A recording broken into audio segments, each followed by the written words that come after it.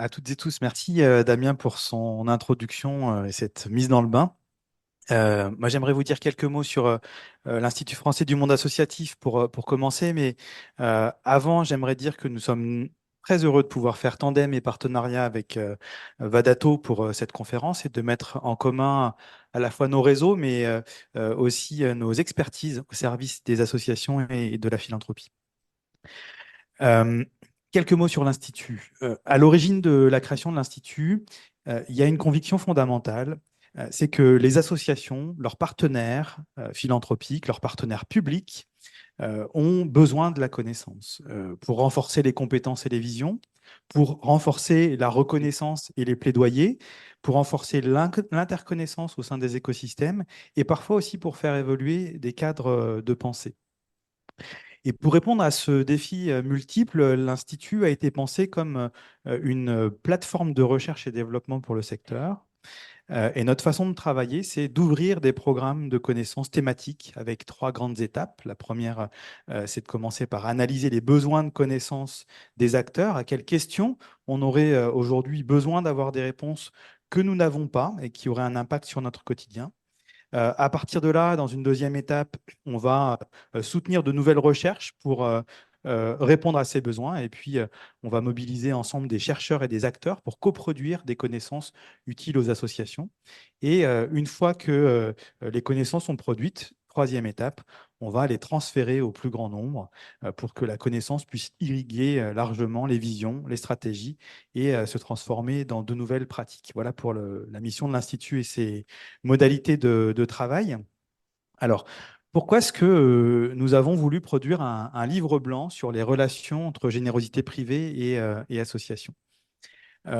Parce qu'on a fait le constat que d'un côté, il y a des connaissances sur la philanthropie sans lien avec les associations, et que de l'autre côté, il y a des connaissances sur les associations, mais sans lien étroit avec la générosité privée. Et à l'intersection, il y a cet angle mort. Et donc, on avait besoin de comprendre ce qui manque à la connaissance pour comprendre comment s'organise la relation entre générosité privée et association. Alors pour ça, on a réuni un groupe de travail exploratoire qui était constitué d'une cinquantaine de personnes, de chercheurs, d'acteurs associatifs, fondations, fédérations, des structures d'accompagnement, des acteurs publics aussi. Et on a abouti à ce livre blanc. Nos travaux ont été soutenus par le Centre français des fondations, par l'Association française des fundraisers et par France Générosité. Et le tout conduit sous le pilotage académique de Lucille Manoury, d'Anne Monnier et de Mathilde Renaud-Tinacci. Alors, pour introduire la présentation de nos travaux, j'aimerais dire un mot sur la relation entre générosité privée et association en situation de crise. Euh, Puisque la période que nous vivons et qui va se multiplier et s'accélérer les crises financières, démocratiques, sanitaires, écologiques, avec une attention très forte sur la crise budgétaire actuelle et ses incidences lourdes sur le monde associatif. Cette période, elle est à la fois révélatrice et amplificatrice de fragilités structurelles du monde associatif, des fragilités qui, pour la plupart, ne datent pas d'hier. Mais cette période, elle révèle aussi des aspirations des associations à trouver de nouveaux modes d'action et d'articulation avec leurs partenaires, dont les fondations, mais le mécénat d'entreprise. Alors, évidemment, cette situation de stress que connaissent aujourd'hui les associations, elle impacte aussi les acteurs philanthropiques dans leur modalité de sélectionner, d'accompagner leurs lauréats, mais aussi pour pérenniser les projets, les structures qu'elles ont déjà soutenues. Et finalement, ce contexte de crise budgétaire, il appelle aujourd'hui ces acteurs philanthropiques à de nouveaux modes de relation, à la fois pour appuyer immédiatement la résilience des organisations associatives et réduire leur fragilité, mais aussi pour répondre à ces aspirations à de nouvelles formes d'articulation entre générosité privée et association. Et tout cela, ça demande une créativité pour l'avenir, tant pour les praticiens associatifs philanthropiques que pour la recherche. Et les travaux de l'Institut se placent exactement dans cette perspective. Alors, je vais vous présenter les résultats de nos travaux à travers 5 enjeux prioritaires qui se sont dégagés. La première thématique, elle place l'évaluation au cœur de la relation entre générosité privée et association. Damien parlait de preuves tout à l'heure. L'apport conjoint de la générosité privée des associations est mal connu, mal reconnu, alors même que les acteurs associatifs et les acteurs de la générosité privée contractualisent ensemble pour contribuer à la société. Euh, et dans le même temps, on ne sait pas mesurer aujourd'hui quelle est véritablement la nature de cette contribution sociétale commune. Et une raison de ça, c'est la difficulté à révéler cette contribution à travers des modes d'évaluation appropriés. Euh, et dans un contexte de raréfaction des financements publics, la reconnaissance de l'utilité sociale du secteur, eh bien, c'est un enjeu d'arbitrage politique et financier majeur. Donc, c'est une question stratégique et aussi politique pour le plaidoyer. Et puis l'autre enseignement de nos travaux, c'est que l'évaluation telle qu'elle est pratiquée aujourd'hui, principalement pour rendre des comptes, elle est jugée finalement pas si utile que ça par une partie du monde associatif, mais aussi par un certain nombre d'acteurs de la générosité privée. Et face à ce deuxième constat, les fondations et les associations qu'on a associées à nos travaux ont appelé à imaginer de nouvelles démarches évaluatives avec trois grandes attentes. Un, des démarches co-construites avec des référentiels évaluatifs qui seraient pensés avec les associations. Deux, des démarches pensées comme des outils de pilotage et pas uniquement de justification. Et trois, des démarches au service de l'utilité sociale des projets. Ça, c'était pour la première thématique. Il y a une deuxième thématique qui interroge la contribution commune des associations et de la générosité privée à la démocratie. Face à la crise démocratique que l'on connaît, la société a besoin d'investir le pouvoir d'agir des citoyens, mais aussi de soutenir ses corps intermédiaires dans leur double fonction, à la fois d'interpellation, mais aussi d'innovation sociale. Et les associations sont des vecteurs d'engagement citoyen, des leviers démocratiques relativement reconnus. En revanche, la générosité privée, elle, et les acteurs philanthropiques peinent encore à être reconnus pour leur contribution démocratique. Parfois même, on peut entendre des fondations ou des entreprises mécènes qui expriment des questionnements sur la légitimité de se positionner sur la thématique de la démocratie. Et donc ça a ouvert deux axes de réflexion dans nos travaux. Le premier, c'est de mieux soutenir et pour cela de mieux comprendre la fonction démocratique des associations. Quand on dit fonction démocratique, sur un spectre large, hein, c'est leur fonction d'interpellation, de plaidoyer, leur fonction d'identification des signaux d'alerte et d'innovation sociale, mais aussi de co-construction, d'inspiration des politiques publiques, et puis d'activation d'une démocratie du quotidien en proposant des espaces de délibération. Et le second axe de réflexion, c'est de faire levier sur les modes de fonctionnement des associations pour renforcer leur organisation démocratique à travers des modalités de gouvernance participative. Peut-être aussi en élargissant la base sociologique de l'engagement quand les études montrent aujourd'hui un certain entre-soi sociologique du bénévolat de gouvernance. Et puis en intégrant aussi la temporalité plus longue de projets qui sont construits de façon participative. Il y a un troisième axe qui a émergé autour de questions de dépendance et d'interdépendance au sein de la relation entre générosité privée et association. Les associations expriment un besoin de s'émanciper des pouvoirs publics qui, au fil de temps, sont devenus des donneurs d'ordre plus que des partenaires, avec des formes d'instrumentalisation croissante et de dépendance très forte qui limitent leur capacité d'initiative. On pense à l'explosion de la commande publique, mais aussi à la généralisation des appels à projets. Et ce phénomène d'instrumentalisation, il est assez largement décrit par la recherche aujourd'hui. En revanche, comment le recours à la générosité privée permet aux associations de s'émanciper de cette dépendance vis-à-vis des financements publics, ça, c'est une question pour l'avenir de la relation. Et puis, ça pose aussi une question aux acteurs de la générosité privée eux-mêmes, dans la période de crise budgétaire que l'on connaît et qui est là pour durer. Comment, dans ce contexte, peuvent-ils échapper à un rôle de supplétif vis-à-vis de l'action publique et est-ce leur rôle? Alors, la question s'est aussi posée de savoir si les associations ne quittaient pas finalement une forme de dépendance vis-à-vis des financements publics pour se retrouver dans une autre forme de dépendance vis-à-vis de la philanthropie. Et notre groupe de travail a mis à jour une relation jugée asymétrique à la fois par les associations et par les fondations qui étaient autour de la table, parce qu'une relation limitée aujourd'hui à un rapport de financeur à financé. Et des deux côtés, associations et fondations, ont dit leur besoin de desserrer les carcans et d'aller vers une philanthropie de la confiance pour libérer le potentiel d'action et de créativité des associations, pour démultiplier l'impact sociétal des fondations et, in fine, pour renforcer la valeur qui se crée conjointement. Alors, sans avoir fait le tour des bonnes pratiques, parce que ce n'était pas l'objet central, mais quelques pistes ont été évoquées pour aller vers des relations plus partenariales, comme des formes de soutien extra-financière, une meilleure contractualisation ou une meilleure prise en charge de la prise de risque et de l'innovation par les associations, et puis la pluriannualité des financements et évidemment le financement de fonctionnement. La quatrième thématique a interrogé la place de la générosité privée dans les modèles socio-économiques associatifs. Alors déjà, dans le monde associatif, on parle de modèles socio-économiques plutôt que de modèles économiques pour englober toutes les ressources qui supportent les activités de l'association. Évidemment, des ressources financières et des ressources financières diversifiées, mais aussi les richesses humaines et l'engagement, et puis les coopérations et les alliances.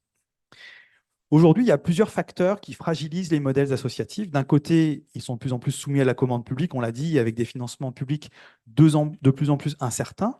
Et de l'autre côté, ils sont aussi de plus en plus sous l'influence du modèle marchand, sous l'injonction de l'hybridation des ressources.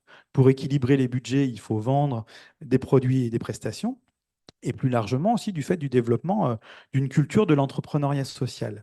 Et entre ces différentes influences, modèle public, modèle marchand, eh bien, le modèle d'initiative citoyenne collective, il est interrogé, voire il est fragilisé. Et là, la philanthropie, elle peut jouer un rôle important face à ces grandes tendances et en soutien de modèles associatifs d'initiative citoyenne dans leur dimension collective, d'intérêt général et non lucrative. Alors, pour autant, la question de la diversité des modèles socio-économiques associatifs, c'est une dimension qui est peu présente aujourd'hui dans les réflexions du secteur philanthropique. Et d'ailleurs, comme les philosophies d'intervention qu'il véhicule entre services publics, entrepreneuriat social, associations citoyennes, c'est des choses qui sont assez peu présentes dans les réflexions. Ça pourrait à l'avenir amener de nouvelles questions pour projeter de nouvelles formes de soutien, par exemple aux projets en alliance, à la mobilisation du bénévolat de compétences, à la valorisation du bénévolat dans les actions. La dernière thématique que nos travaux ont mis à jour, c'est celle des relations entre générosité privée et association à l'échelle des territoires. Les territoires sont des espaces de besoins, ils sont des espaces de ressources, de solutions, et ils sont des espaces de transformation sociale et de résilience démocratique. Et pour toutes ces raisons, poser le diagnostic des besoins, innover, transformer la société et renouveler nos modèles démocratiques, l'entrée territoriale dans la relation entre générosité privée et association est apparue à notre groupe de travail comme un enjeu d'avenir. Et on s'est demandé quel était le poids des cultures locales et des contextes socio-économiques, politiques, locaux sur la relation entre générosité privée et association. Pourquoi est-ce qu'on donne plus en Alsace que dans d'autres territoires, par exemple? C'est des questions qui se sont posées. On s'est demandé aussi quelles étaient les formes d'ancrage territorial existantes pour la générosité privée. Alors, on a tous en tête les fondations territoriales ou le crowdfunding en proximité. Est-ce qu'il y a d'autres formes? Et puis, on s'est demandé si ces formes locales de générosité privée, finalement, elles attrapaient différemment les causes territoriales. Est-ce qu'elles soutenaient d'autres formes d'initiatives territoriales que ce qui est traditionnellement soutenu depuis un échelon national? Voilà pour une présentation rapide des résultats de nos travaux.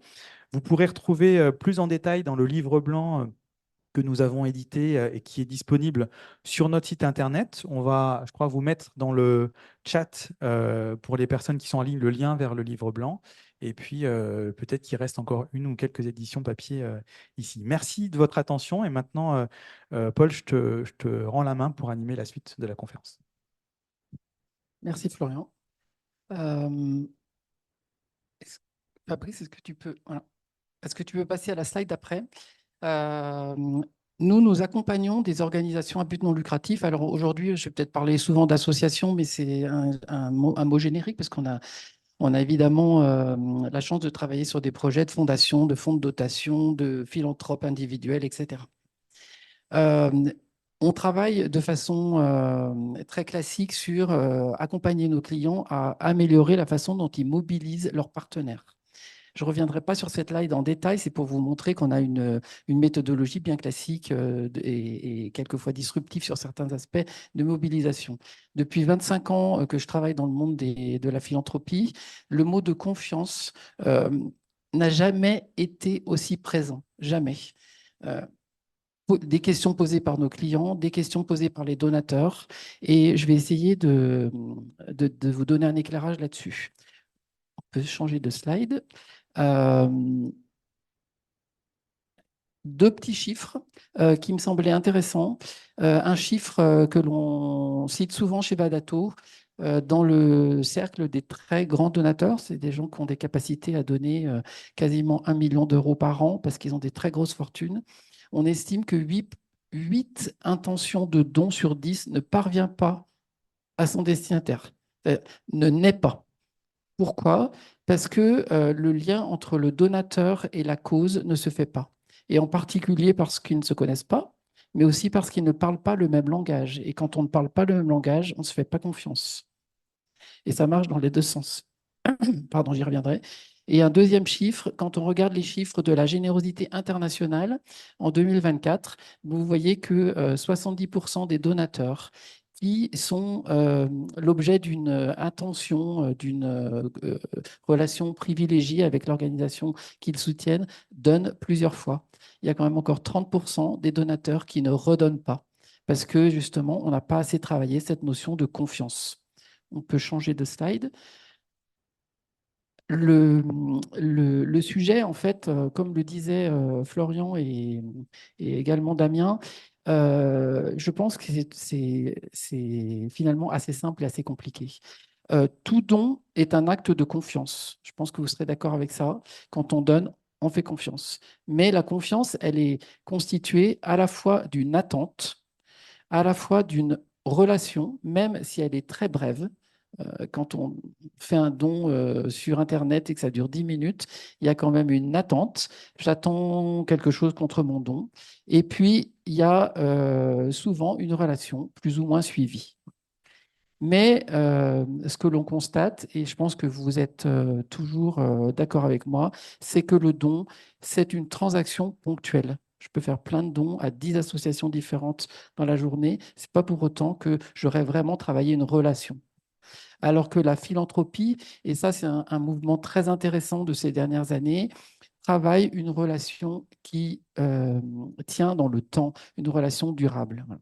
Et la confiance, en fait, elle a besoin d'une construction sur le temps. Le temps de la philanthropie est un temps long, est un temps actif. Et je vous ai mis deux petites icônes. Une qui, c'est un petit clin d'œil, c'est pour avoir la confiance, il faut entretenir la relation. Je vais y revenir. Entretenir, ça veut, comme le suggère mon icône, ce n'est pas la brosse à reluire que l'on passe sur le donateur. Au contraire, c'est autre chose que ça. Et quand on entretient la relation, on arrive à quelque chose de fort, à tous les sens du terme. Euh, on peut changer de slide. Comme vous le savez, on l'a déjà dit, la fidélité aujourd'hui, elle ne va plus de soi. Elle se construit. On est dans un monde de la philanthropie qui bouge beaucoup, avec un grand cap qui a été passé après le Covid, comme beaucoup de choses, hein, et avec une hybridation des mondes et des liens beaucoup plus forts entre les mondes du monde marchand et du monde à but non lucratif.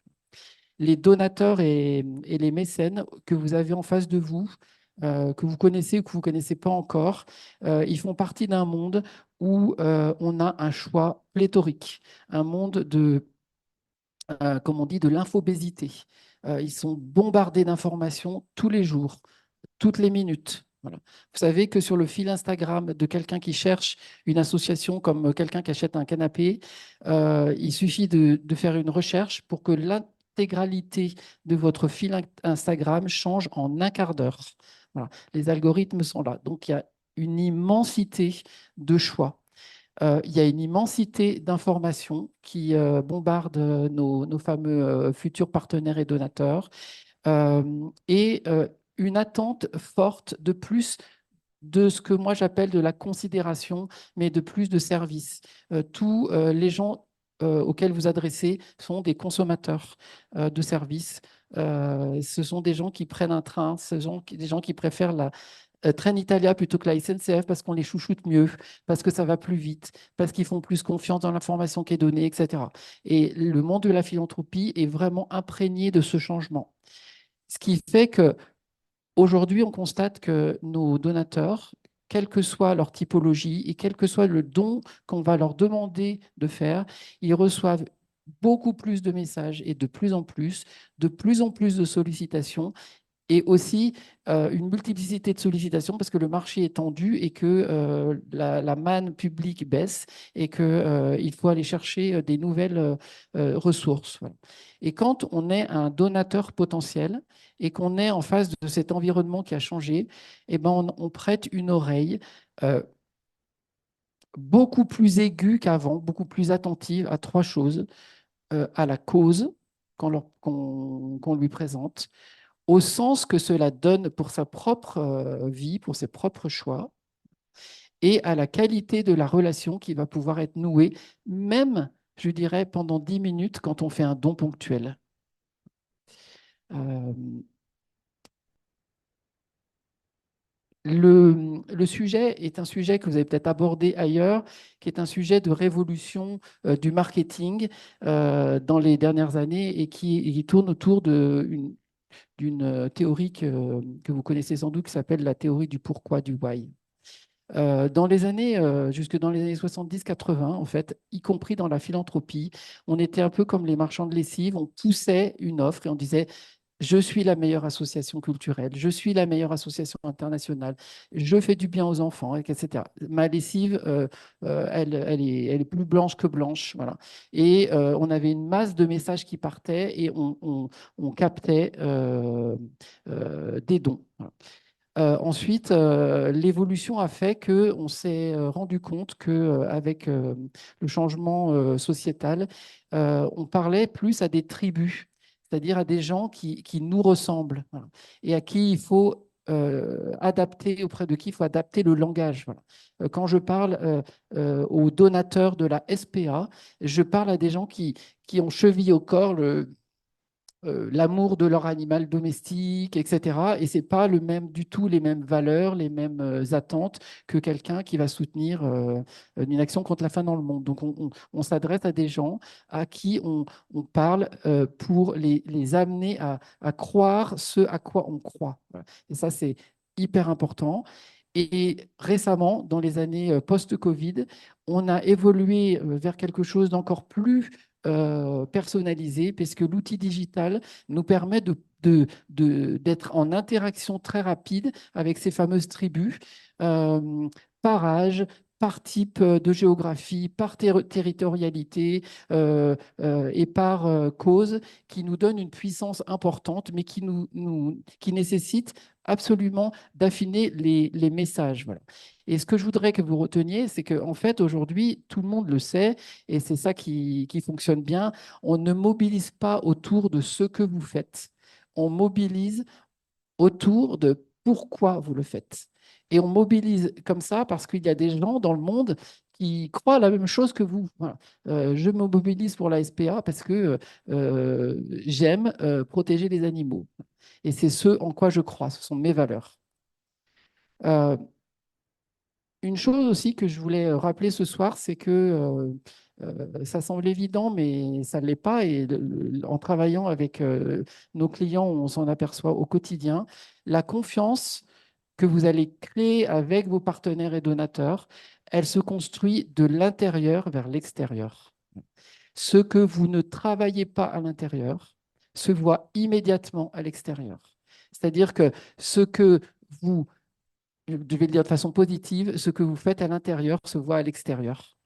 Et il y a un gros travail à faire sur l'alignement entre votre organisation et les messages que vous envoyez à vos prospects et donateurs. La confiance, elle commence toujours à l'intérieur. Voilà. On ne construit pas une relation de confiance pour des tiers si l'organisation, quelle qu'elle soit, n'est pas d'abord alignée avec elle-même. C'est quelque chose que nous constatons quasiment à chaque mission que l'on fait. Et c'est assez simple à comprendre. Quand toute l'équipe est alignée en interne, eh ben, on génère de la crédibilité externe, parce qu'on est fort et on est crédible. Voilà. Cette crédibilité donne envie, donc crée de la confiance, et la confiance crée un partenariat long terme, ou en tout cas fructueux.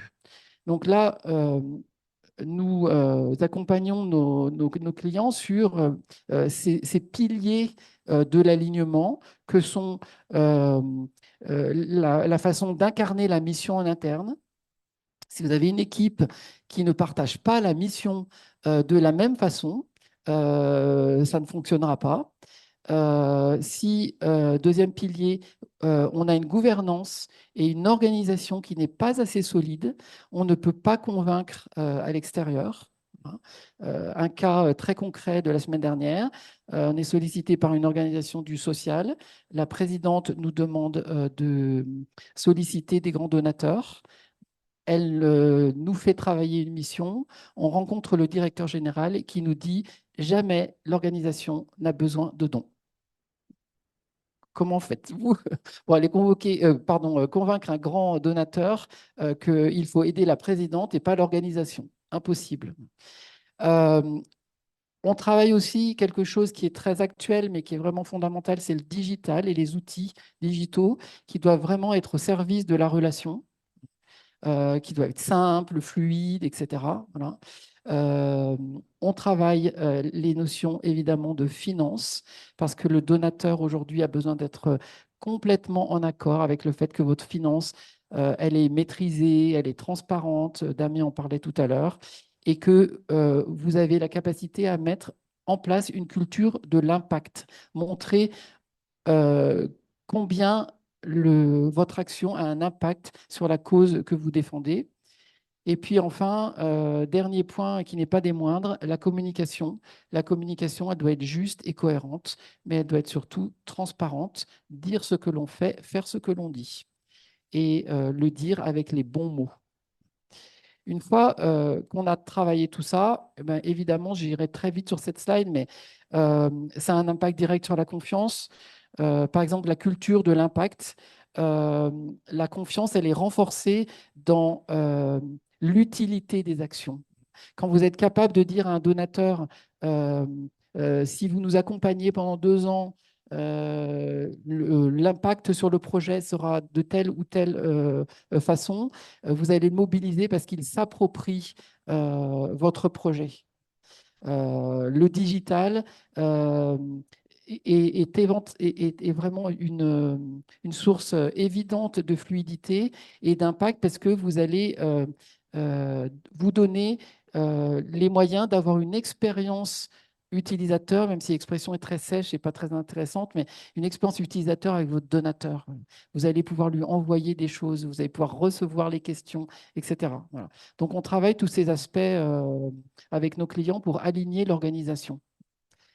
Euh, on s'est demandé souvent, et on ne se le demande plus parce que c'est assez évident, euh, euh, si le, le donateur était un partenaire. Aujourd'hui, le donateur, à part le petit donateur ponctuel, euh, est très volatile. Le donateur se construit de plus en plus comme un partenaire et c'est un levier de développement qui est très solide. Voilà. Et aujourd'hui, on développe la notion en mauvais français de ownership, c'est-à-dire d'appropriation. Plus votre partenaire, votre donateur s'approprie votre organisation et son projet, plus la relation est fructueuse en termes de liens et fructueuse en termes de dons durables. Euh, la confiance, euh, elle se construit différemment selon le type de don et selon votre organisation. Et chez Velato, on aime dire en fait que chaque mission est différente, chaque organisation est différente, et il faut essayer d'être créatif et disruptif. Il n'y a pas une recette. Euh, Travailler la confiance, ce n'est pas une méthode à copier. On n'est plus dans les années 80. Aujourd'hui, on sait tester des choses, on sait adapter les scénarios, les outils, etc. Travailler la confiance, c'est révéler l'ADN de l'organisation, c'est révéler ce qu'elle va pouvoir mettre en avant pour capter l'attention d'un donateur ou d'un partenaire et surtout le garder. Parce que les attentes de vos donateurs ne sont pas toutes les mêmes, leur niveau d'implication, évidemment, n'est pas les mêmes, le temps disponible diffère entre une personne et une autre, évidemment, et puis chaque outil que l'on met en place doit être adapté à votre organisation et à la cible de partenaires que l'on aura choisi comme étant stratégiques. Alors, tous les donateurs et mécènes n'ont pas les mêmes attentes, voilà, pas le même niveau d'implication. Voilà. Mais ce qui est une constante, c'est que plus le don augmente, moins la relation peut rester asymétrique. J'ai un exemple qui me vient dans les libéralités. Quand j'ai travaillé pour la première fois dans la question des libéralités, de ce qu'on appelle la philanthropie planifiée, donc le testament par exemple, voilà, il y a 15 ans, on rentrait un testament en stock et on avait considéré que le sujet était clos. Et aujourd'hui, quand on rentre un testament en stock, c'est qu'on a conclu un partenariat plus ou moins avec le testateur, on le connaît, et pendant toute la vie du testateur jusqu'à la liquidation de son testament, on conserve la relation, on crée un lien très proche parce que le testament peut être repris, mais surtout parce que on est entré dans une intimité partenariale avec la personne. Et ça, c'est quelque chose qui est de plus en plus fort. Alors, j'aime pas du tout mettre les donateurs dans des cases parce que je trouve que c'est assez réducteur, mais la suite de la présentation est un peu schématique parce que c'est plus simple à comprendre. Mais aujourd'hui, en fait, on travaille avec trois types de donateurs, le petit, l'intermédiaire et le grand. Ok. Le petit, en fait, on va bâtir un socle parce que c'est souvent le départ d'une relation. Donc, on va bâtir ce qu'on appelle un socle de confiance. Pour le donateur intermédiaire, on va essayer d'accompagner une bascule entre son engagement, et puis un engagement beaucoup plus fort et pérenne, et puis le grand donateur. Et c'est là où la notion de confiance intervient encore plus qu'avant et change encore plus euh, ces dernières années. On est dans un changement de nature et c'est là qu'on est vraiment dans une notion de partenariat. Euh, un donateur, en fait, il commence par faire confiance, il continue quand il s'engage et il reste quand il devient partenaire. On n'attend pas qu'il soit partenaire pour qu'il reste, il reste quand il devient partenaire. Donc on commence par la notion de confiance. Je fais confiance, je fais un don en ligne au Secours catholique parce que je les aime bien. Ça s'arrête là. On poursuit par l'engagement, c'est-à-dire quelque chose de plus profond. Je m'engage, je suis un peu plus présent, je donne un peu plus. Voilà.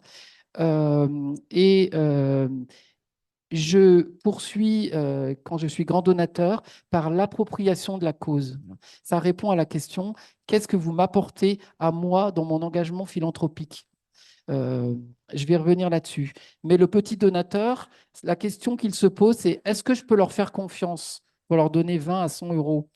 Le, le donateur intermédiaire, est-ce que leur manière d'agir est à la hauteur de mon engagement?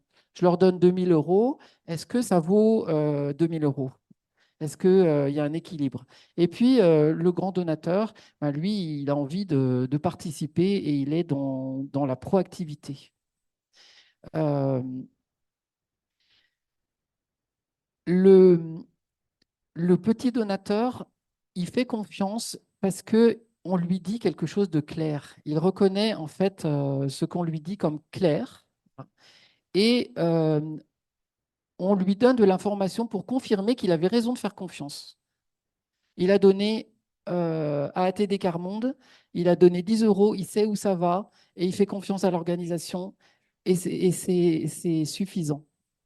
Le donateur intermédiaire, tout ce que l'on travaille, c'est pour créer une relation plus approfondie parce que lui, il attend plus, voilà, ce que je disais tout à l'heure, un équilibre entre ce que je donne et ce qu'ils font avec ce que je donne. Euh, et du coup, l'objectif, c'est de transformer la confiance en un engagement plus durable. Et ensuite, le grand donateur, ben, comme je disais tout à l'heure, on est dans une logique de partage de la cause, d'engagement et de co-investissement. Et l'objectif, c'est de sécuriser autant la relation qu'on a avec le grand donateur que le projet.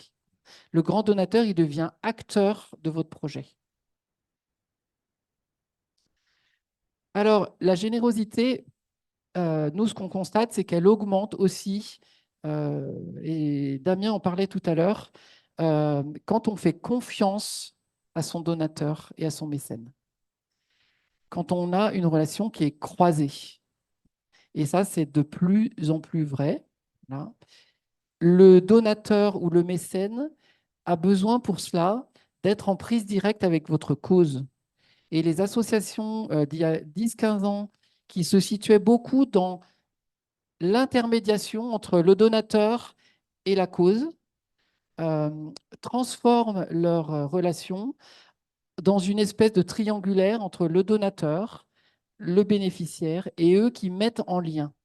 Et plus votre donateur est engagé, plus il a envie de mettre en place cette relation dans laquelle l'association s'efface devant sa cause, devant ses bénéficiaires.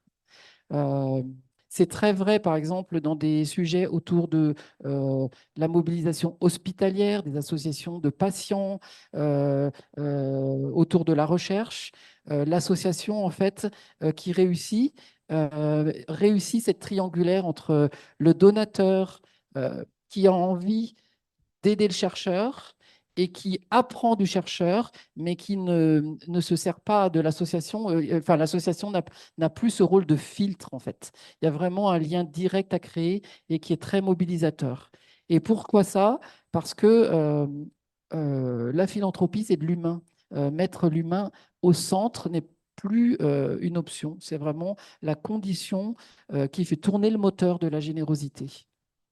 Et ce soit dit en passant, il y a une quinzaine d'années, on était beaucoup sur les indicateurs financiers que vous devez donner à vos donateurs.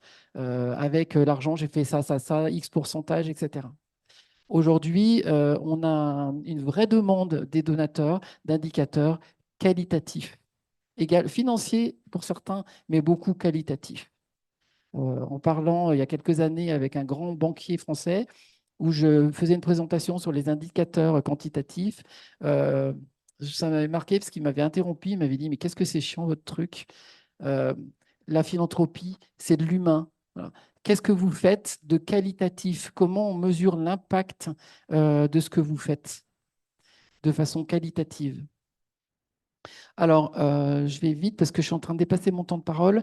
Concrètement, ce que l'on travaille avec nos clients, c'est à rendre le projet très visible, très crédible, organiser des rendez-vous pour mettre en lien le projet et le donateur, expliquer, prendre la parole, rencontrer vos donateurs, expliquer, poser la question à vos donateurs de ce qu'ils feraient à votre place, demandez-leur de l'expertise, créer ce lien qui génère en fait un lien de confiance et un lien durable. Voilà. Aujourd'hui, vous êtes en face d'une population de personnes, quel que soit leur âge, qui a l'habitude de commenter sur les réseaux sociaux, qui a l'habitude de zapper, à qui on demande toujours leur avis sur tout. Voilà. Profitez de cette tendance justement pour les amener à s'intéresser à votre projet et à contribuer activement euh, à ce que vous faites parce que la générosité durable repose sur des preuves, pas sur des promesses. Euh, la confiance, c'est comme l'amour. Euh, L'amour n'existe pas, il n'y a que des preuves d'amour. La confiance n'existe pas, il n'y a que des preuves de confiance. Et puis, ces preuves, elles se construisent de façon réciproque. Sur cette dernière slide, je me suis amusée à vous mettre des erreurs que l'on retrouve chez les clients avec lesquels on travaille. Voilà. Alors, je vais vous en épargner certaines, mais je voulais revenir sur, parce qu'elles sont amusantes, mais elles sont très réelles. Hein. C'est euh, croire que parce que j'ai une association ou un fonds de dotation, le donateur va venir tout seul. Ça paraît amusant, mais c'est ce qu'on nous dit souvent. On ne fait pas confiance à une organisation juridique. Ok. Euh, c'est manquer d'audace et de créativité. La phrase que j'entends très fréquemment et qui est la plus dangereuse, c'est on a toujours fait comme ça. J'ai entendu la semaine dernière une personne dans une organisation qui m'a dit mon président m'a dit c'est pas grave si on ne met pas suffisamment de moyens, la providence y pourvoira. Et je pense que c'est plutôt aide-toi, le ciel t'aidera. Il faut construire les choses. Euh, une question qu'on nous pose souvent, est-ce qu'il faut demander de l'argent? Oui. On a parlé de transparence et de confiance. Il faut être clair sur les besoins de l'organisation. Et puis ensuite, sous-estimer le digital. Le digital est un levier de confiance extraordinaire. Euh, c'est un levier de mobilisation extraordinaire. Et aujourd'hui, je ne pense pas qu'une organisation qui a envie de se développer puisse se passer de ce levier. Voilà. Et puis, ensuite, tout cela ne fonctionne que si la confiance est au service d'un projet qui est clair, et il commence à être clair quand vous le portez bien. Et quand vous le portez bien, c'est que vous l'avez travaillé de façon à ce qu'il soit audible par toutes les personnes à qui vous vous adressez. Donc, il faut qu'il soit aligné avec ce que votre organisation est et ce que vous voulez faire. Voilà. Je vais poursuivre directement avec notre, nos deux témoins en leur passant la parole. Lydie d'Habitat Humanisme et Jérémy de Propulseo. Euh, Tous les deux, je vais commencer déjà par vous demander de vous présenter et de présenter vos organisations en quelques mots. Bonjour à toutes et à tous. Donc, je suis Lydie. Je suis en charge de la communication et de la recherche de fonds pour Habitat et Humanisme Rhône. Et donc, vous êtes ici accueillis dans une escale solidaire d'Habitat et Humanisme. Et Habitat et Humanisme, donc une association qui existe depuis 40 ans. On a fêté les 40 ans l'an dernier, en 2025. Notre mission, c'est d'accompagner toute personne en situation de précarité et de lui permettre d'avoir accès à un logement. Et vraiment, dans la notion de mission, il y a au cœur de ça l'accompagnement, et l'accompagnement par toutes sortes de dispositifs. Donc, l'accompagnement pour retrouver un travail, l'accompagnement pour sa santé, l'accompagnement pour tout simplement avoir accès à ses droits. Donc voilà, une mission centrale sur l'accompagnement. On est dans le logement accompagné. On a à côté de ça une branche sur le soin et une branche sur l'hébergement d'urgence.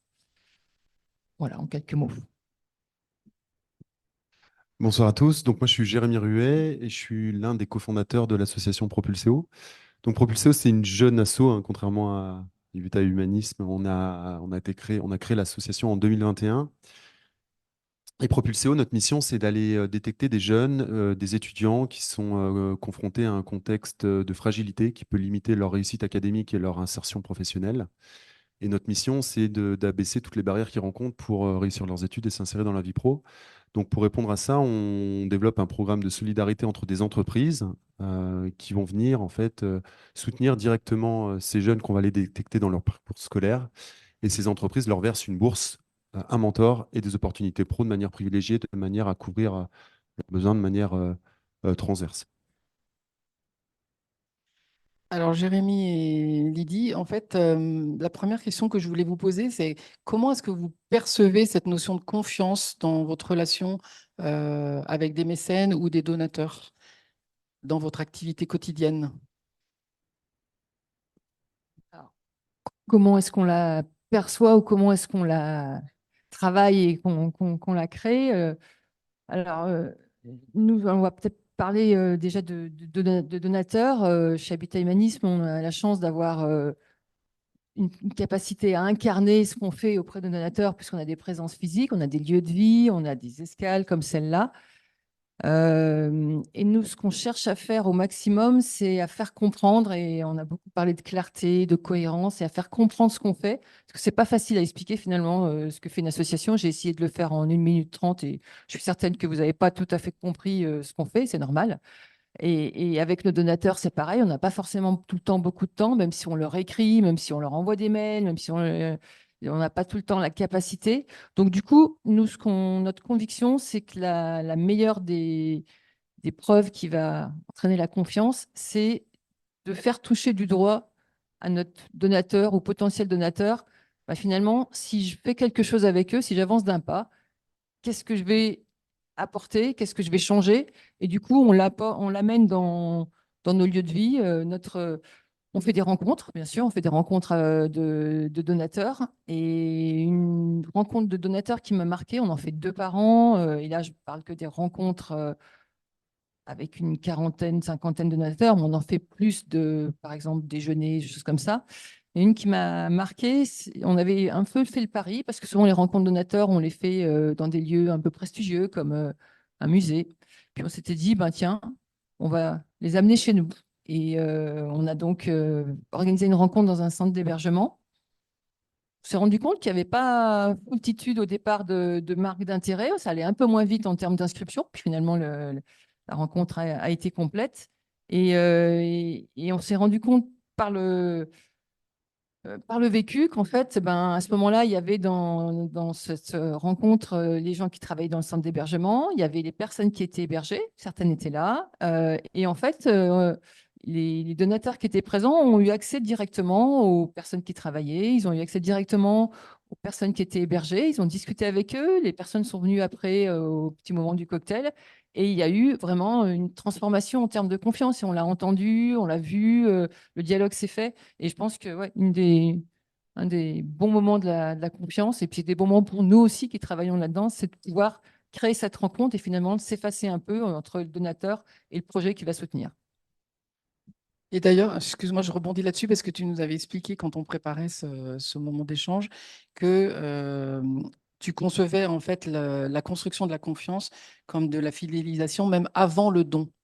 Oui, Euh, ouais, ouais, elle se construit à tout moment, même avant, avant pour effectivement donner confiance, parce que finalement, le don, c'est juste un aboutissement, mais c'est un aboutissement enfin, c'est pas un aboutissement, c'est un signal qu'il faut continuer et continuer. Donc, la confiance, elle n'est jamais complètement posée et acquise, il faut la rechercher, mais il faut le travailler avant, comme il faut aussi continuer à entretenir cette relation après. C'est finalement un travail continu. Merci. Et Jérémy, bah, même question, comment est-ce que tu construis cette confiance avec tes mécènes? Alors toi, c'est plutôt des mécènes entreprises. Et puis ensuite, eh ben, comment est-ce que tu le fais vivre?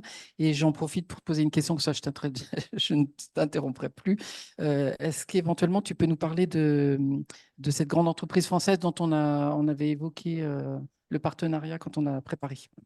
Ouais, donc nous, cette notion de confiance, on a été confrontés dès le début parce que on a créé l'association en 2021 de rien, donc on n'avait aucun partenaire, on avait juste des étudiants qui tapaient à notre porte parce qu'on était en lien avec plein d'écoles et qui avaient besoin d'être accompagnés.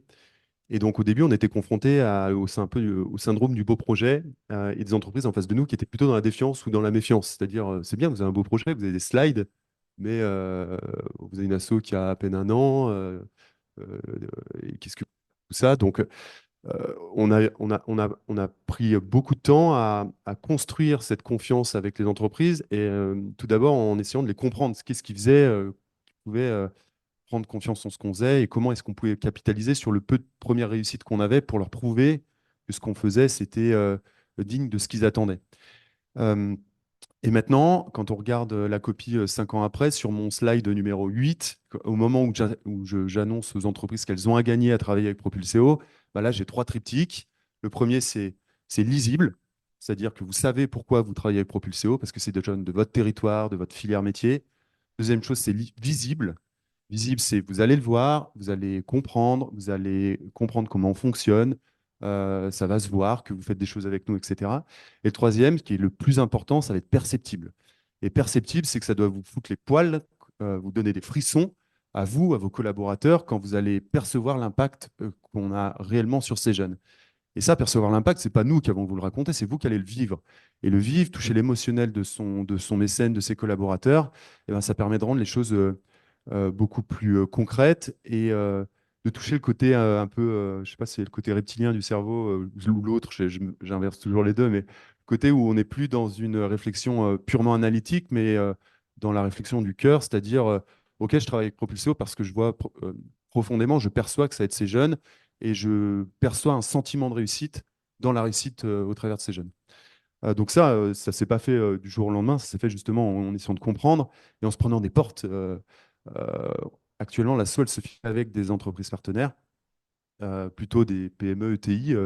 Les grands groupes, c'est plutôt l'exception, justement. Je crois que je faisais les stats il y a quelques jours. J'ai dû rencontrer 250 boîtes en 2 ans pour en signer une cinquantaine. Vous voyez, le taux de transfo, c'est 20%, c'est hyper faible. Mais l'idée, c'est que ces 50, et ben, demain, elles soient encore 50 et que je retrouve 20 de plus l'année suivante. Donc cette notion de fidélisation et que le don, c'est pas un aboutissement, mais une étape, c'est peut-être la première étape, une des premières étapes de la transformation de la confiance, hein. Ça, c'est primordial. Et du coup, pour prendre l'exemple du grand groupe dont Paul, tu parlais, euh, la plupart des grands, ce qu'on s'est rendu compte en tapant à la porte des grands groupes, c'est qu'ils ne nous ont pas attendus pour faire de la philanthropie. Et c'est souvent très structuré, très hiérarchisé. Ils ont déjà toutes des fondations, des fonds de dotation, etc. Et du coup, le fait que ça soit structuré, c'est très siloté, donc très intégré. Donc, dans un grand groupe, cette philanthropie, il y a une porte d'entrée, appel à projet, on dépose un dossier, etc. Donc, il n'y a rien de plus impersonnel que de déposer un dossier où on ne voit pas l'équipe, c'est juste des slides. Donc, il y a une prime à celui qui présente bien son projet par rapport à celui qui le présente moins bien, celui qui se survalorise par rapport à celui qui se sous-valorise. Et du coup, l'exemple qu'on a avec ce grand groupe, c'est tout l'inverse, c'est qu'on est passé par la direction nationale hors fondation qui a cru en notre projet parce qu'on était passé par, on avait quelques retours d'expérience d'une ou deux filiales. Et ils se sont dit, bon, on va se l'approprier, on va s'approprier ce projet, puis on va vous aider à le diffuser dans nos filiales pour que ce soit au plus proche du territoire, au plus proche de chaque filiale, au plus proche de chaque collaborateur. Et en fait, on est rentré dans un système de partenariat, de co-construction sur la diffusion de la philanthropie dans chacune des filiales. Euh, et ça veut dire, concrètement, qu'est-ce que ça veut dire? Ça veut dire qu'on a développé une convention de mécénat qui est co-signée avec la direction nationale de ce groupe et que chaque filiale est en mesure de s'approprier, de se dire, waouh, c'est facile de travailler avec Propulseo parce qu'ils connaissent bien le groupe et parce qu'il y a une convention qui est signée par le DRH Group qui valide le fait que la convention, elle est conforme à toutes les règles de l'entreprise, anticorruption, etc. Donc ça nécessite deux choses, enfin, même plus que deux. La première, c'est la confiance. C'est qu'il faut une confiance extrême de la direction qui se bâtisse sur des premières expériences qui ont été réalisées. Et deuxièmement, ça nécessite aussi une structuration assez rigoureuse de la connaissance de l'entreprise et de la relation. C'est-à-dire que c'est pas parce qu'on est une asso qu'on n'a pas besoin d'un CRM et de connaître toutes les relations qu'il y a dans les entreprises pour bien comprendre l'entreprise et aller savoir que quand on tape cette filiale-là, ben, c'est la sœur de celle-ci et qu'on peut du coup s'appuyer sur des connexions communes. Donc, je sais pas si tu veux que j'aille plus loin dans la description, mais En fait, est-ce que c'est pas aussi parce que vous vous connaissez bien tous les deux? Et d'une part, et d'autre part, dans le monde marchand, on dirait vous répondez à un besoin, mais c'est pas ça. Vous êtes aligné sur l'impact que vous apportez à l'entreprise avec la cause que tu développes dans ton association. ouais, oui, c'est exactement ça. Et ce que tu dis, c'est ce qu'on a découvert pendant les 5 ans. Il faut être hyper euh, à l'écoute de son partenaire sur ce qui va et surtout ce qui ne va pas. Euh, et pour que le partenaire accepte de dévoiler ce qui ne va pas sans objection fausse barbe et pour qu'on puisse le corriger, il faut avoir un niveau de confiance qui soit assez fort. C'est toujours compliqué de dire que ça ne va pas et de dire parce que ton bénéficiaire n'a pas dit merci, parce qu'on trouve qu'il n'y a pas assez de... Surtout quand on parle de projets sociaux, c'est extrêmement difficile d'être critique et objectif. Et pour avoir cette criticité qui fait progresser, il faut une base de confiance et bien connaître son partenaire et que son partenaire aussi nous connaisse bien. C'est-à-dire qu'ils comprennent le pourquoi on fait ça, qui est primordial. Et au début, c'était un peu... nous, ce qui a changé radicalement la donne, c'est d'expliquer à nos premiers partenaires quelle était la raison pour laquelle trois jeunes cadres 40 ans quittent leur job de salarié pour monter une association. Il n'y a rien de rationnel là-dedans.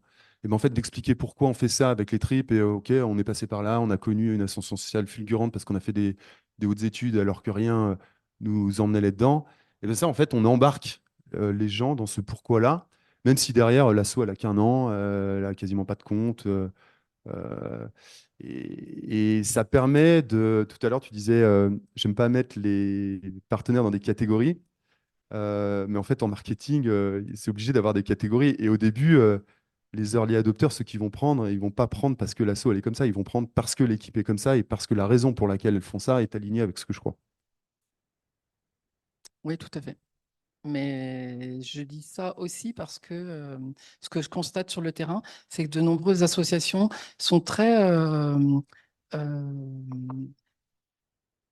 n'osent pas franchir des caps et sont très souvent culpabilisés parce que on leur a dit qu'un grand partenaire, ça commençait à 5 000 euros, qu'un très grand partenaire, ça commençait à 10 000, qu'un petit, ça devait donner comme ça.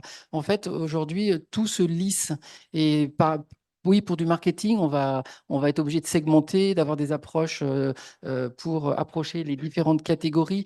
Mais ce que nous, on constate, et notamment, c'est un lien avec ma prochaine question sur le digital.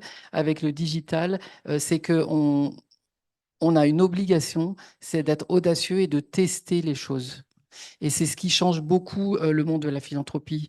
C'est qu'il y a encore 15 ans, quand vous faisiez une campagne de levée de fonds, vous aviez une phase silencieuse, une phase publique, vous aviez un comité de campagne, vous les réunissiez tous les 15 jours, etc. C'était très normé. Aujourd'hui, en fait, on a des approches qui sont beaucoup plus fluides, beaucoup plus spontanées et qui permettent en fait justement de s'adapter à des acteurs qui ne pouvaient pas se mettre dans ces modes de fonctionnement un peu normés et réservés aux grandes organisations.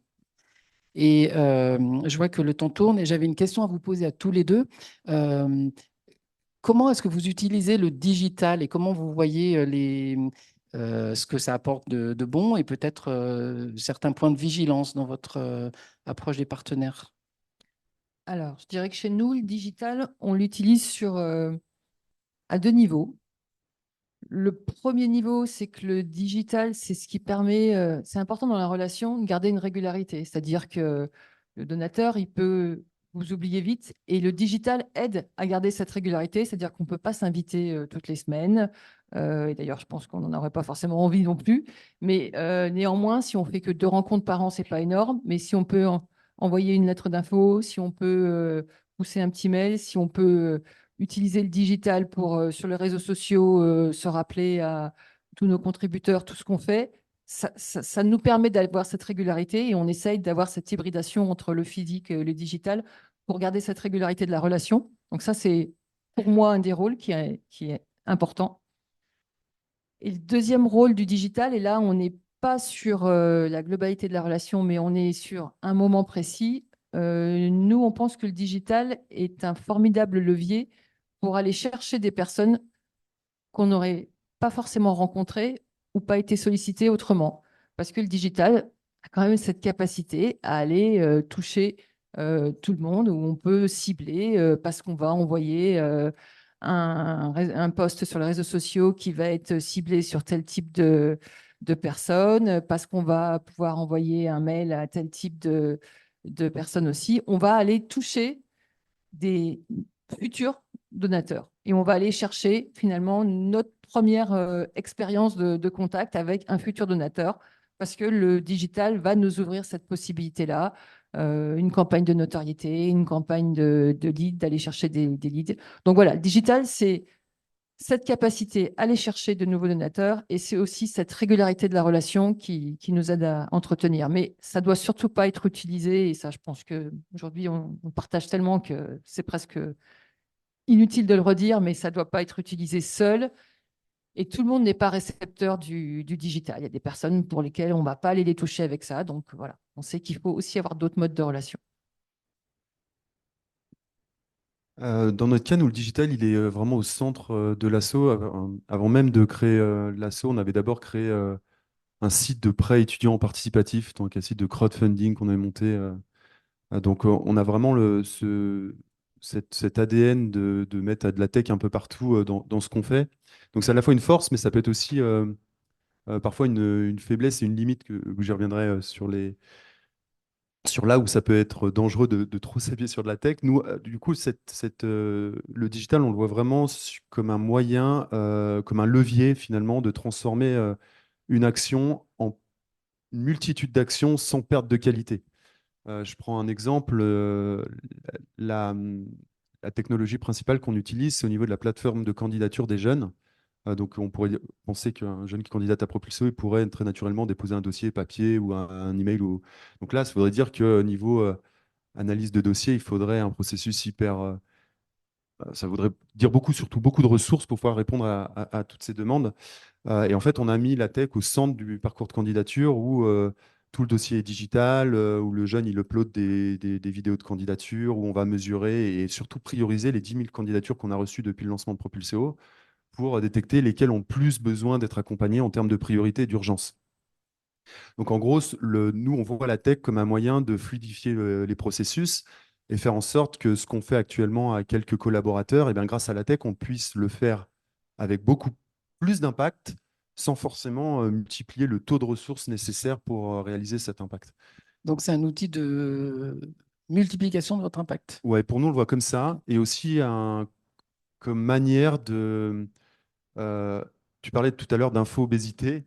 J'imagine que c'est pareil si vous êtes dans des associations ou des entreprises ou autres. Il y a de l'info, on en a de partout. Et l'un des enjeux, c'est de collecter cette info, traiter cette info et ensuite divulguer cette info de façon simple et compréhensible pour la cible. Et du coup, la tech doit nous servir à ça et c'est encore plus facile maintenant avec l'intelligence artificielle pour traiter cette information. Donc, on voit aussi la tech comme un moyen de mesurer l'impact, collecter l'impact, et puis envoyer le bon indicateur d'impact en fonction de la cible qui est en face. Un pur financeur n'aura pas besoin du même indicateur que le mentor ou un petit donateur ou autre. Donc c'est encore un moyen de fluidifier la perception de l'impact, et c'est aussi un moyen de ne pas rentrer que ce soit qu'il y ait le moins de friction possible pour une entreprise, un donateur, de travailler avec notre association.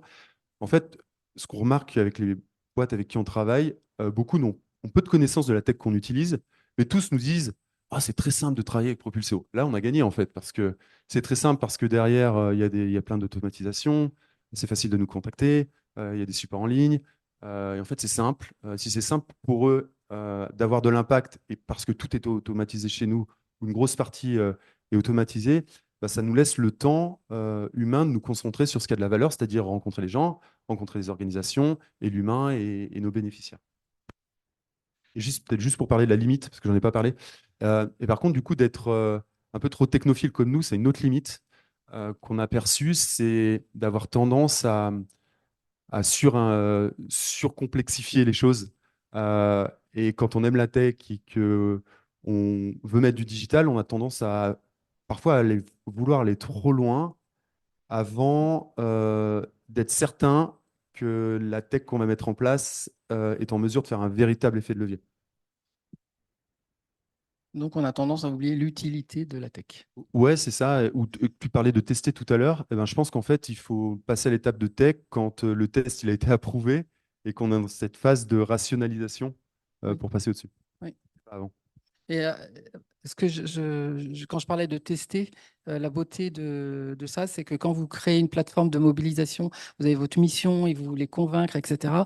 Il y a quelques années, il fallait être sûr de ce qu'on disait parce que ça coûtait cher de faire une brochure. Il fallait changer son site web, c'était 5 000 euros, etc.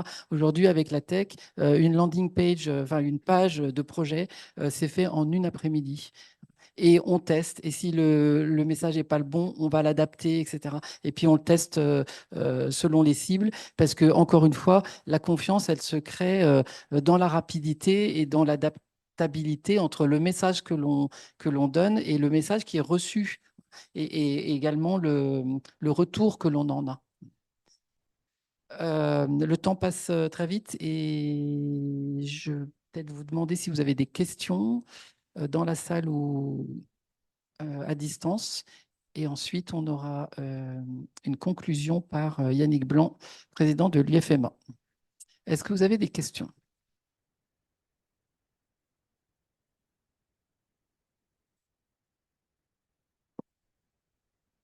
Donc finalement, c'est que vous faites confiance à tout ce qu'on vous a dit. C'était tellement clair. Bonsoir. Vous évoquiez en propos d'introduction cette question du lien entre la générosité privée, les associations et puis les territoires et la transformation à l'échelle des territoires.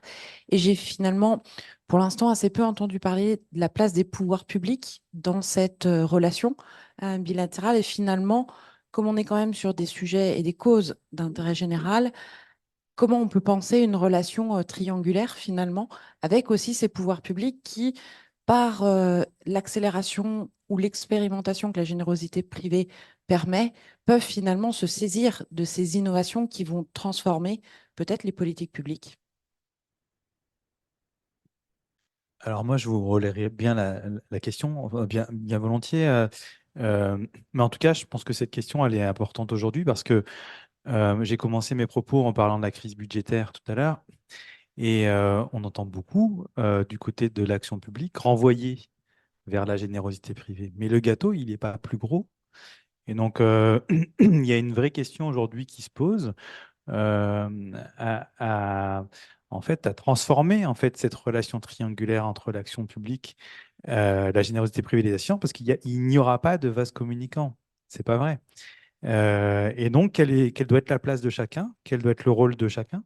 Et du côté des associations, mais je ne sais pas comment les choses se vivent de vos côtés respectifs sur l'évolution de la place des partenaires publics et sur, en termes de stratégie, de modèle socio-économique et de répartition des rôles entre ce que vous voyez de la responsabilité régalienne ou de l'action publique et de la responsabilité de la générosité privée.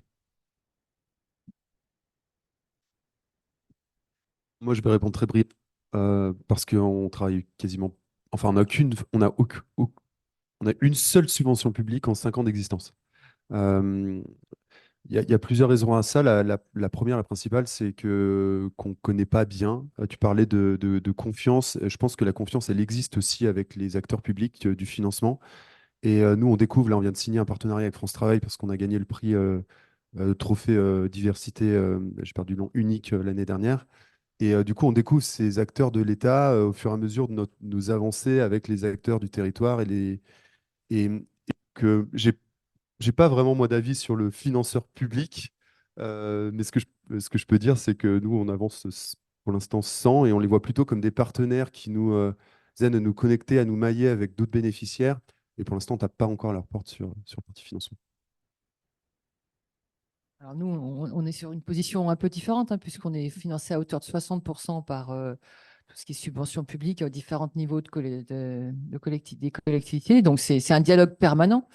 C'est un dialogue permanent et entre la partie innovation, ce qu'on apporte, ce que ça peut faire bouger en termes de financement à venir, la capacité à financer, dont on sait tous qu'elle est de plus en plus difficile, mais néanmoins l'envie de pouvoir de nous attribuer quand même de plus en plus de missions en termes de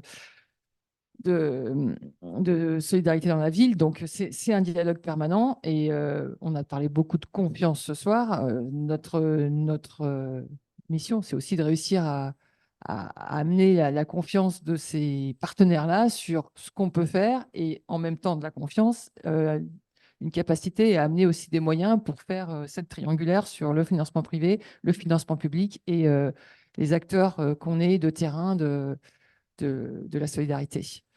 Alors, on pourra continuer après si vous voulez. Il y a Pierre-Luc Barbe qui prendra la parole, qui est directeur général d'Habitat Humanisme, qui pourra aussi vous en dire beaucoup sur toutes ces relations-là qu'il a, mais c'était intéressant de soulever ce point-là. En fait, moi, je voulais vous répondre que pour moi, ce n'est pas une triangulaire. C'est un travail de coopération, mais pas une triangulaire dans le sens où tout le monde est autour d'un projet et contribue de la même façon. Quand on travaille, par exemple, avec des CHU ou des fondations qui sont des fondations hospitalières, c'est un sujet qui revient tout le temps. Et le sujet, c'est celui de la mission sociale. La fondation qui aide un hôpital définit sa mission comme allant de tel endroit à tel endroit, complémentaire de ce que la sécurité sociale ou l'État va apporter au monde hospitalier. Et je pense que le sujet, il est de définir des territoires d'intervention complémentaires plutôt que d'intervenir à plusieurs sur le même projet. Je vous donne un exemple très concret. Je travaillais avec une fondation hospitalière sur Auvergne-Rhône-Alpes à travailler ce sujet parce que les donateurs disaient, bah, moi, quand je fais un don au CHU XX, Y, je ne veux pas que ça finance ce qui est déjà financé par la Sécu, parce que je paye déjà des impôts. Et on a travaillé la mission de telle façon à montrer aux donateurs que ce qui était apporté par son don, c'était un supplément ou quelque chose qui n'est pas financé par l'État. Et donc deux missions complémentaires mais parallèles. Voilà. Même chose dans les musées. Voilà. Quand on finance une œuvre par du mécénat d'entreprise, l'entreprise ne met pas au pot commun du musée. Elle contribue à apporter une œuvre que l'État ou la collectivité publique n'a pas les moyens d'apporter au musée. Mais donc, on travaille plus en coopération qu'en triangulaire. Vous voyez ce que je veux dire? Voilà. Oui, oui. Pardon, pour que les gens entendent en ligne. Comment sur ce que vous désignez comme de l'innovation sociale, de l'expérimentation, ça peut finalement, on parle de changement d'échelle, de diffusion massive, en fait on parle aussi de la transformation d'un système et sur des politiques publiques, d'un système public qui peut gagner en capacité d'efficacité grâce à ce qui aura été impulsé par cette relation initiale. En fait, oui, le temps passe vite et donc, mais je suis tout à fait d'accord avec vous. Et en fait, l'émission que j'ai faite avec ces organisations-là, c'est ce que vous dites. On intervient comme un genre de laboratoire social pour faire ce qui n'est pas encore fait ou ce que l'État n'a pas les moyens de faire. Ça apporte, ça contribue à faire évoluer le système. Voilà. Le danger, c'est un peu ce que je crois Florian évoquait peut-être pas aujourd'hui, mais une autre fois, de laisser penser que les associations sont des délégataires de services publics, là où l'État se désengage. Pardon, mais je reprends la parole juste une minute, mais parce que du coup, la question de la confiance avec les partenaires publics, elle est aussi évidemment posée. Et donc, cette question de où naît l'innovation sociale, comment s'inspire aussi des politiques publiques. Le monde associatif est un creuset d'inspiration des politiques publiques. Il y a plein d'exemples dans le champ du handicap, dans énormément de domaines. Et donc là, la question qui est posée dans le moment, euh, à la fois du fait de la crise budgétaire, mais du coup de la créativité aussi que ça doit appeler en termes de nouveaux contrats entre action publique, action citoyenne collective, générosité privée. Je pense que c'est beaucoup à cet endroit-là de comment les choses continuent à s'inventer, comment les problèmes continuent à être détectés et dans une nouvelle configuration parce que la précédente, semble-t-il, a vécu. Alors, je vous propose qu'on parle de tout ça après la pause pour ceux qui sont en présentiel, pas faire trop attendre ceux qui sont à distance, et puis on va pas faire attendre trop Yannick Blanc, président de l'IFMA, pour sa conclusion. Et ensuite, on entendra Pierre-Luc Barbe qui nous accueillera ici. Merci, bonsoir à tous. C'est une rude tâche de conclure. Euh, je- Paul a fait une description très analytique et très concrète des cheminements qui permettent d'aller vers la confiance. Moi, je voudrais mettre l'accent sur la relation qu'il y a entre cette expérience-là et ce qu'est l'objet de l'Institut français du monde associatif, qui est de s'intéresser à la production de connaissances. La relation entre la connaissance et la confiance, elle est extrêmement étroite. Nous venons d'un monde dans lequel il y avait des personnages, des personnes et de grands personnages qui détenaient la connaissance et qui suscitaient la confiance parce qu'on considérait qu'ils détenaient la connaissance. Songez à ce que fut la gloire populaire de quelqu'un comme Pasteur. Et pour les plus âgés d'entre vous, rappelez-vous ce qu'était le prestige des mandarins, des grands professeurs de médecine il y a 30 ou 40 ans. On avait des professeurs de médecine, ils passaient à la télévision, ils étaient révérés. Voilà, ils avaient une parole qui suscitait la confiance. Je dis il y a 30 ans parce qu'il y a 30 ans, début 1996, a éclaté le scandale de l'ARC. Alors, vous vous rappelez peut-être de cette affaire.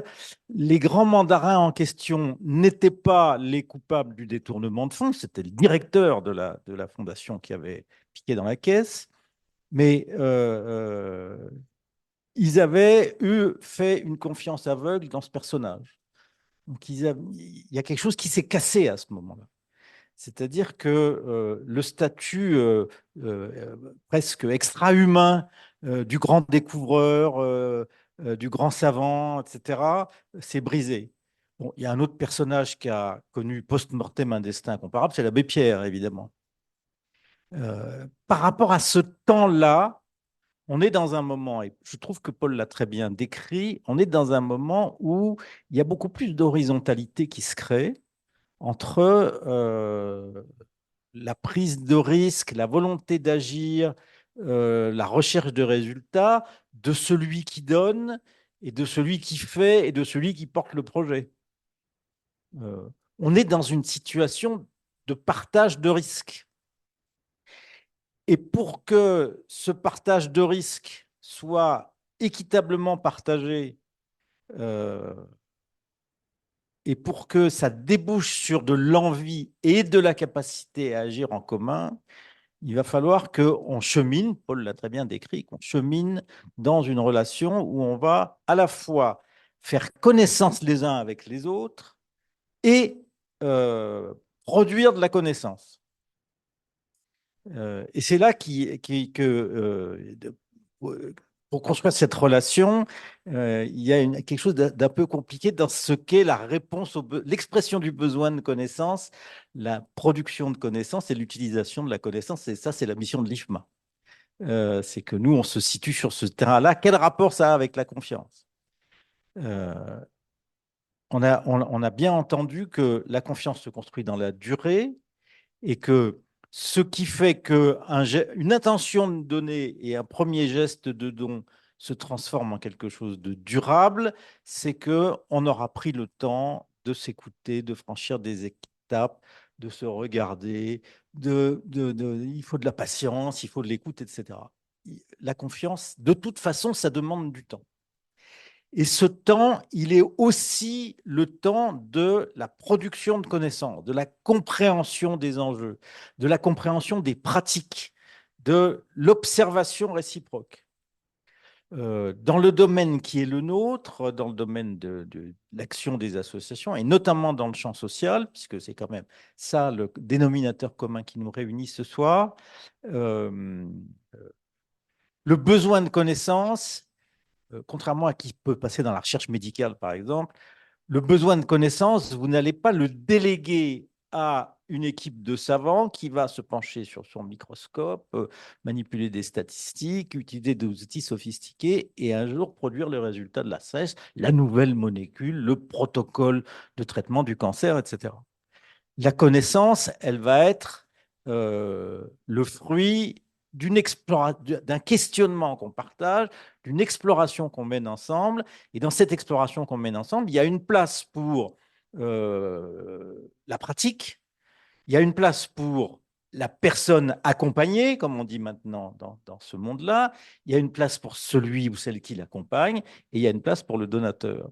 Et ce cheminement commun, il peut s'appuyer, et il est parfois indispensable qu'il s'appuie sur un observateur, un analyste qui est un chercheur, qui par ailleurs détient des connaissances, manipule des outils méthodologiques, maîtrise tout ce qui est un processus d'enquête pour découvrir la causalité, la dimension systémique d'un phénomène social. Donc, le chercheur, il peut à ce moment-là apporter une compétence particulière, mais on ne peut pas lui remettre entre ses seules mains la production de connaissances qui nous donnera la certitude que l'action qu'on mène est la bonne. C'est pas possible. Pour que on acquiert une certitude raisonnable que notre façon d'agir, créer un tiers-lieu dans un quartier pour accueillir les gens du quartier, créer du lien social, construire une démarche d'accompagnement des jeunes qui sont économiquement et socialement fragiles pour qu'ils réussissent leurs études, etc., pour qu'on ait une certitude raisonnable que le résultat est tangible et qu'il est durable, il va falloir qu'on prenne le temps de partager des connaissances. Retenez cette expression, faire connaissance, dans son double sens, se connaître, apprendre à se connaître, et puis produire de la connaissance par la pratique partagée. Il me semble que ce que nous sommes en train de découvrir là, c'est que une des contreparties essentielles pour le donateur, c'est ce qu'il aura appris. Ce qu'il aura appris chemin faisant. Et moi, je pense souvent entendu des mécènes, des donateurs, des entreprises mécènes, etc., parler de leur expérience justement sous l'angle, j'ai découvert des gens, j'ai découvert des réalités, j'ai appris quelque chose, j'ai une vision transformée de la société dans laquelle je fais mon métier, je développe mon projet économique, etc. Dans la contrepartie du don, il y a la construction de cette démarche apprenante. Donc, pour produire de la connaissance, il faut que tout le monde soit en situation d'apprendre. Voilà, je pense que c'est le cœur de dont je vais essayer de vous convaincre. Et je crois que ce que nous a dit Paul tout à l'heure contribuait bien à cette idée. C'est-à-dire, quand il vous a dit, pour que la confiance se construise, il faut aligner sa façon d'être, sa façon d'agir et la définition de la finalité que ce qu'on fait, fabriquer de la cohérence. Mais fabriquer de la cohérence, c'est pas écrire un plan stratégique et ensuite l'exécuter avec des KPI pour savoir si l'exécution est conforme aux objectifs. Ça marche jamais. Pour faire cet alignement, il faut prendre des risques, s'écouter, réfléchir sur son expérience et puis continuer. Et là, la relation entre le professionnel de la connaissance qu'est le chercheur, qui enquête, qui accompagne, qui distribue des questionnaires, qui fait de l'évaluation, etc. Et puis les acteurs et le donateur, voilà, c'est une relation qui se construit, qui se poursuit dans la durée. Il faut exclure aucun des acteurs. Au fond, c'est peut-être ça la plus grande difficulté. C'est ce qui demande à la fois de la méthode, de l'ingénierie, donc il faut un peu des consultants, il faut des sachants pour organiser les systèmes. Et puis ensuite, ça demande un effort de la part de chacun, y compris, il y a de belles expériences sur ce terrain-là, des personnes accompagnées. ATD Carmonde fait ça depuis longtemps. Ils ont vraiment défriché ça et ça donne des résultats toujours spectaculaires. Quand vous embarquez les gens que vous accompagnez dans la production de connaissances, dans la compréhension de ce qui est en train de se passer, vous êtes toujours surpris par leur capacité à apprendre et à produire de la connaissance si vous avez créé la situation qui permet de le faire. Et puis, ensuite, chacun va ressortir de là avec un réel enrichissement. Bien entendu, le donateur, lui, il se sera allégé de la quantité d'argent qu'il vous aura donné, mais il sortira de là avec le sentiment qu'il y a eu de la valeur produite et qu'il est là des bénéficiaires de cette valeur produite. Voilà, je crois que c'est un peu comme ça que je vois les choses. dernier mot, est-ce que cette façon de voir les choses a aujourd'hui, pour vous, acteurs associatifs et acteurs philanthropiques, une dimension prospective? Oui, sans doute, au sens où, dans les domaines d'action qui sont les nôtres, nous sommes aujourd'hui confrontés à une situation, non pas de crise, mais d'effondrement et de transformation radicale de tous les champs dans lesquels nous sommes. Le champ de l'éducation, il est totalement sans dessus-dessous avec l'extension de la civilisation numérique, l'intelligence artificielle, etc. La relation des usagers à l'institution éducative est bouleversée et chacun ne se sent plus complètement à sa place. Et vous savez quelle prise d'attractivité, de recrutement ça provoque dans le monde de l'enseignement.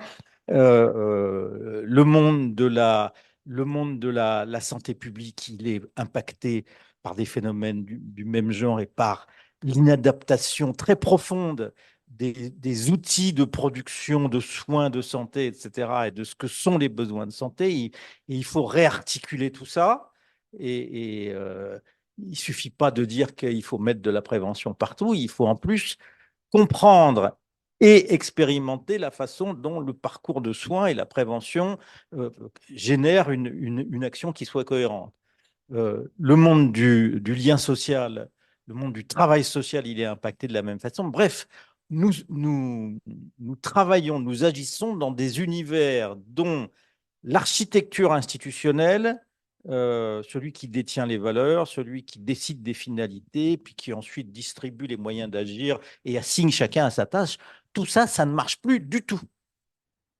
Et donc, chacun d'entre nous, quelle que soit son échelle, quel que soit son poids financier, quel que soit son niveau de connaissance, chacun d'entre nous doit aujourd'hui adopter une posture qui va lui permettre de tisser des relations qu'on peut qualifier de relations de confiance dans la durée, parce que si on veut obtenir de l'efficacité sur ces domaines d'action qui sont aujourd'hui extrêmement fragilisés, on a besoin de cette démarche de construction de confiance en mobilisant de la connaissance pour avoir une bonne chance de pouvoir se projeter dans l'avenir et donc de fabriquer de la durée et du futur. Merci beaucoup. Merci. Une belle illustration de ça, c'est Habitat Humanisme, qui nous accueille aujourd'hui au cœur d'un de ses projets. Et on va passer la parole à Pierre-Luc.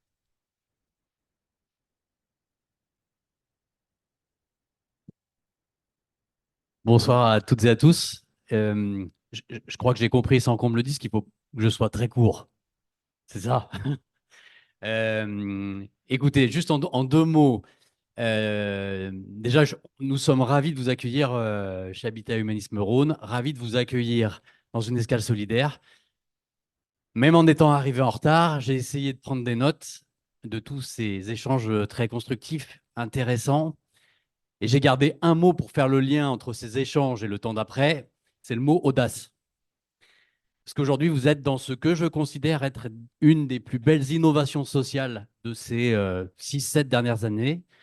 C'est un tiers-lieu. Alors, c'est l'audace, elle n'est pas dans le tiers-lieu, elle est dans la définition, l'incarnation que nous, chez Habitat Humanisme, on a voulu porter à travers ces escales solidaires, qui sont donc des tables d'hôtes où vous pouvez venir manger un repas pour 2 euros.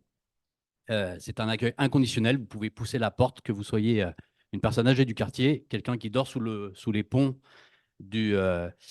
juste à côté, ou tout simplement isolé dans un appartement où on essaye, avec les équipes d'Habitat Humanisme, de faire de l'accompagnement.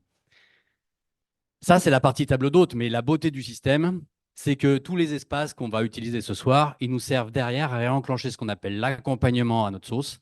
C'est-à-dire qu'on va réenclencher des ateliers collectifs sur l'alimentation, la santé, le bien-être. On fait des partenariats avec des écoles de coiffure. On travaille sur la fracture numérique. On travaille sur de l'utilisation des fluides dans son logement, la prévention des expulsions, l'accès aux droits. Bref, on a 1200 ateliers par an dans l'ensemble de nos escales solidaires. Donc, c'est ça l'innovation sociale.